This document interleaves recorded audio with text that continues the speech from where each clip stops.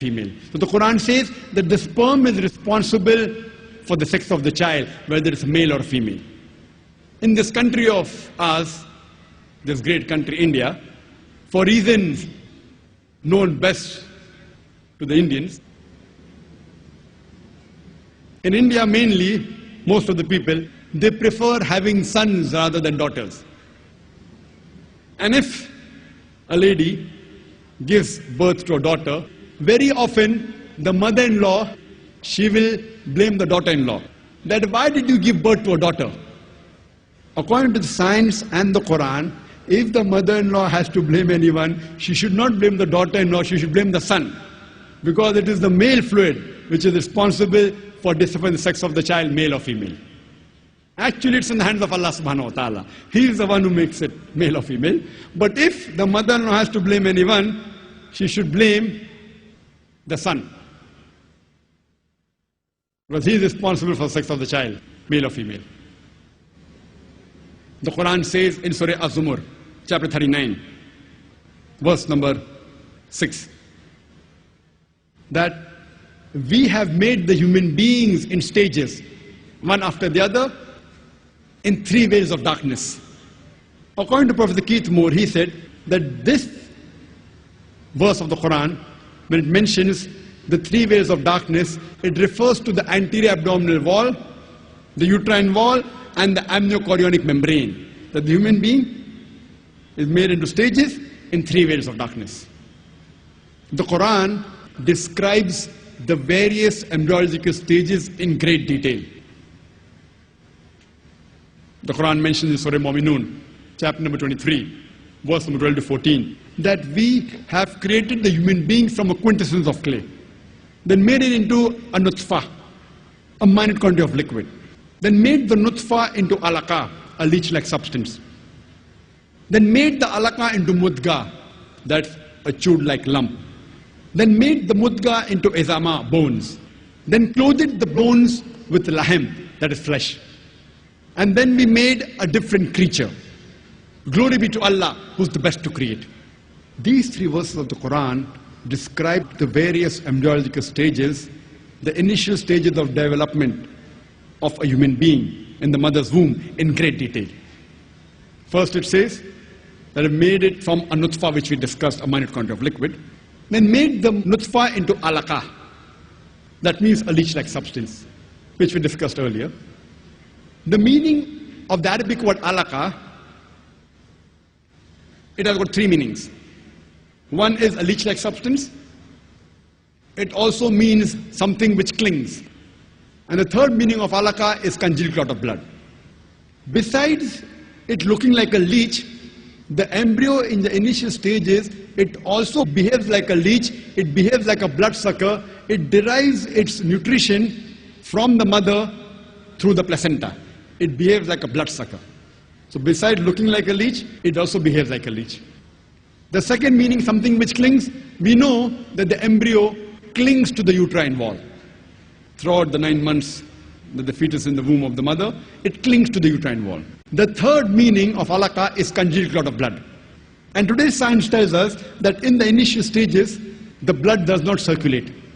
And the blood clots in the vessels, and it appears like a congealed clot of blood. So all 3 meanings of alaqa, alhamdulillah, today's science says, is in perfect conformity to latest advances made in embryology.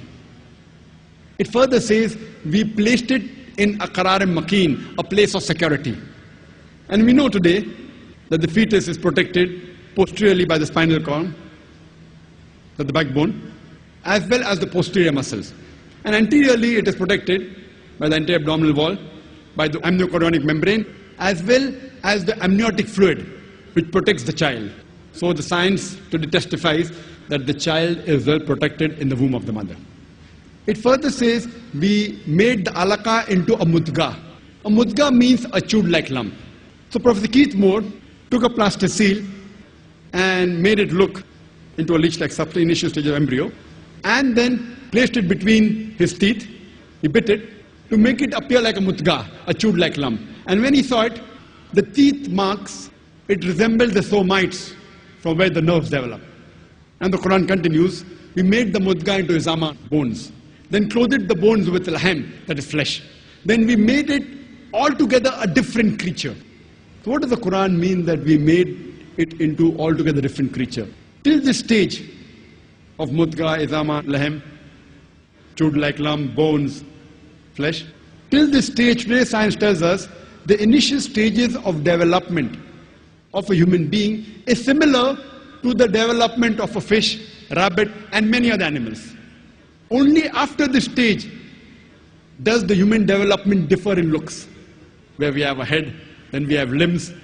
Then the Quran says we made it into a different creature. Glory be to Allah, who is the best to create. Imagine, the Quran describes the various embryological stages in great detail.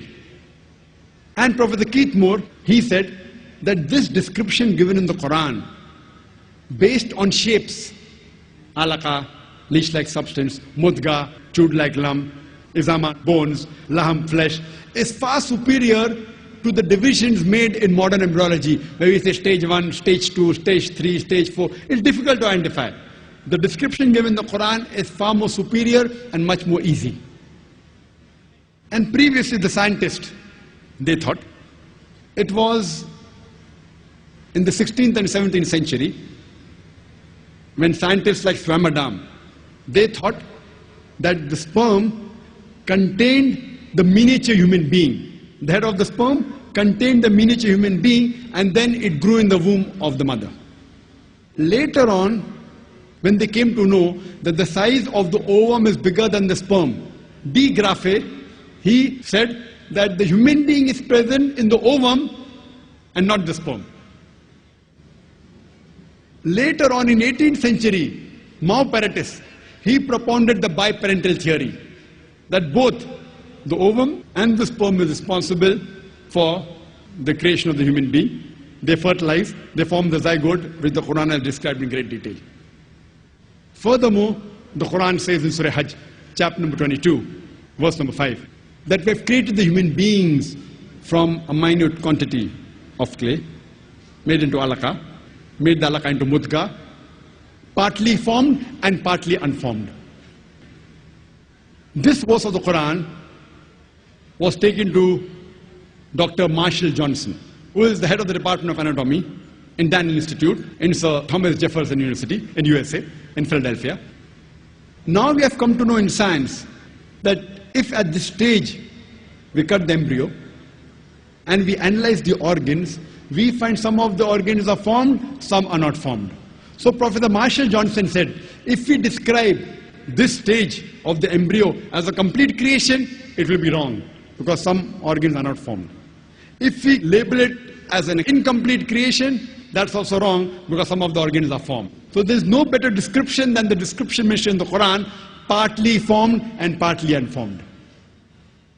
In Arabic, it can also be treated as differentiated and undifferentiated. And Professor Marshall Johnson said that at this stage, some cells are differentiated, some are undifferentiated. Further is mentioned in the Quran, in Surah Sajda, chapter number 32, verse number 9, that we have given the human beings the faculty of hearing and sight. It's mentioned in Surah Insan, chapter number 76, verse number 2. We have given to the human being the gift of hearing, sight, and feeling. So the Quran first speaks about hearing, then it speaks about sight. And today's science tells us the first sense to develop in a human being is the sense of hearing. By the 22nd day, the ear starts to formulate, and by the 5th month of pregnancy, it is completed. And later on, the eye splits open, that's in the 7th month of pregnancy. So the Quran is perfect in conformity with science. First comes the sense of hearing, then comes the sense of sight. There was an experiment done where a baby whose mother was a typist, a newborn baby was taken, and the mother of that baby was a typist, and that baby born to a typist was placed along with other 9 babies who were born to normal mothers who were not typists. And the typewriter was sounded. All the babies were scared except the baby of the typist, because the baby of the typist was used to hearing the typewriter in the womb of the mother. So the baby was used to it, so he wasn't scared. You know, there are many hadiths which say that the pregnant woman should read the Quran. Today science has confirmed that when the mother is pregnant, when the lady is pregnant, what she sees, what she hears, what she listens has an impact on the child.